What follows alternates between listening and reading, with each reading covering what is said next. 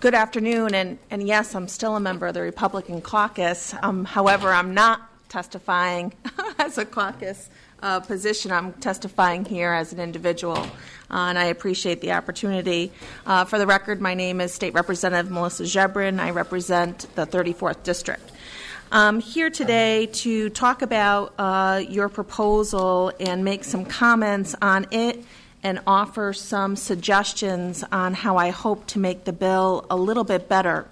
I apologize, I don't have line numbers in front of me, but I would direct my first comments to be within the bill in Section 19.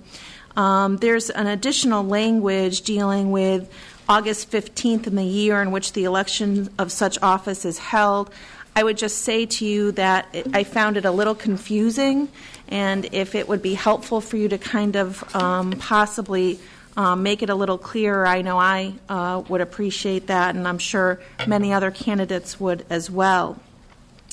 The next item in the bill I'd like to talk about is Section 24, number 3, and of course this is the area that deals with candidates not having an opponent.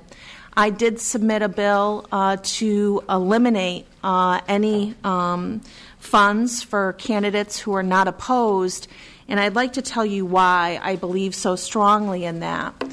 Not only is it, I believe the complete wrong use of state dollars, especially in this fiscal climate, but I believe there's other alternatives.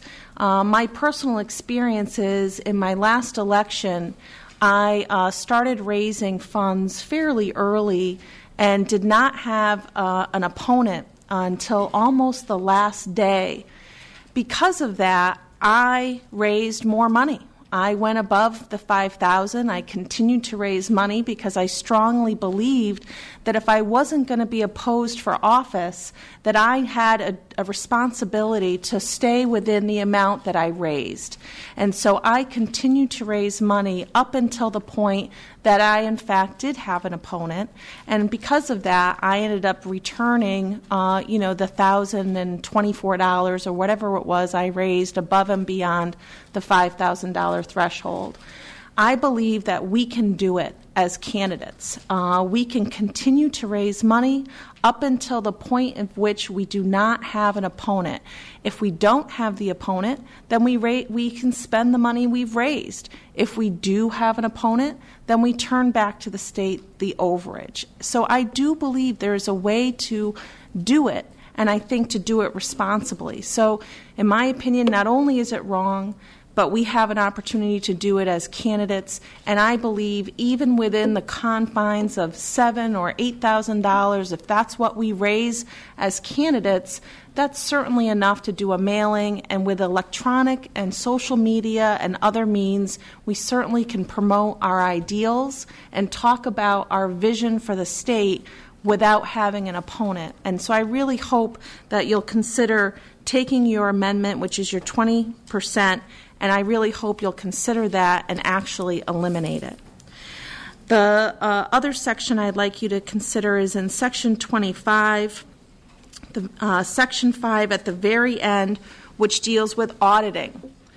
I take my responsibility of spending public money very seriously, and because of that, I spend a portion of those dollars and hire a competent person to be my treasurer.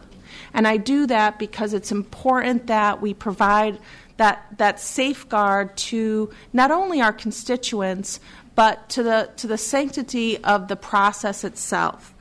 We keep very, very strict records.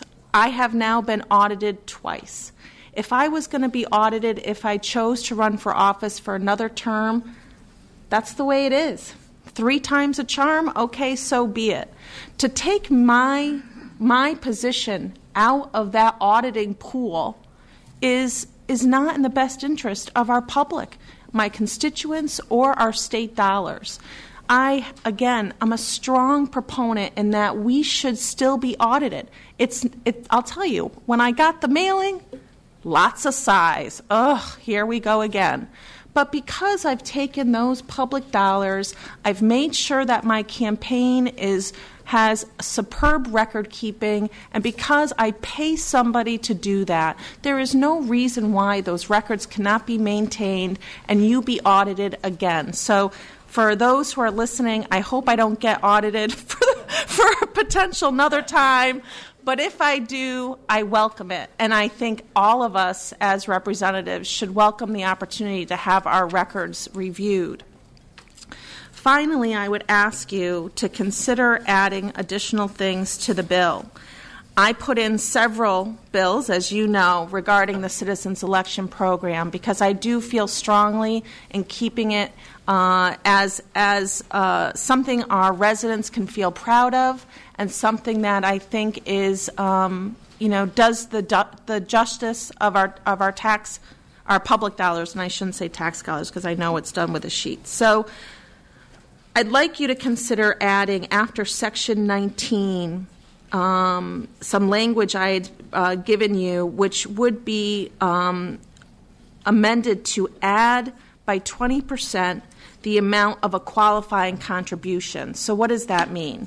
That means for a state rep race, instead of raising $5,000, let's raise $6,000 and lower the amount that we're taking from public money. We can do it.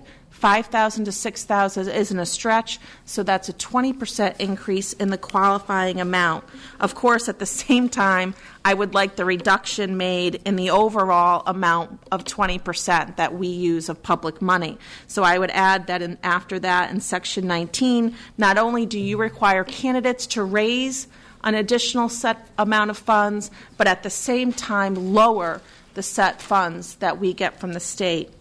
And then finally, while it's not anywhere in this bill as written, I am a strong believer in our local business community and Connecticut businesses, which is why one of my proposals was to mandate and require candidates who receive public funds to spend those public funds with Connecticut businesses.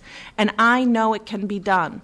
My first race, I spent 90% of my qualifying funds in Connecticut, and I went above and beyond that. In my second election, not only did I spend 100% of my funds in Connecticut, I spent well over 70% of those funds within district businesses in my district, which is a very rural community. There is no reason why we cannot spend money with our local web designers, our local graphic designers, our local print houses, and others.